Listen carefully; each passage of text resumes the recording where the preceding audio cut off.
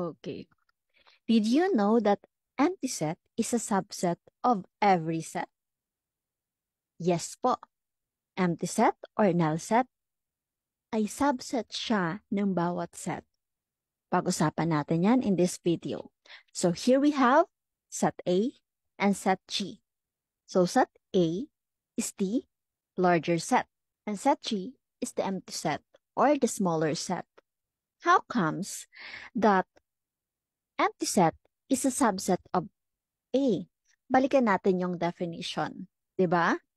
A subset is just a set which all its elements are present on the other set or on the larger set.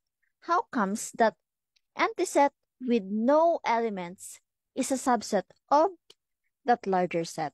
Bakit po? It is because it doesn't contradict that definition. Walang anumang element sa G ang hindi natin makikita sa set A. So, basically, set G is a subset of A. Thus, empty set is a subset of every set.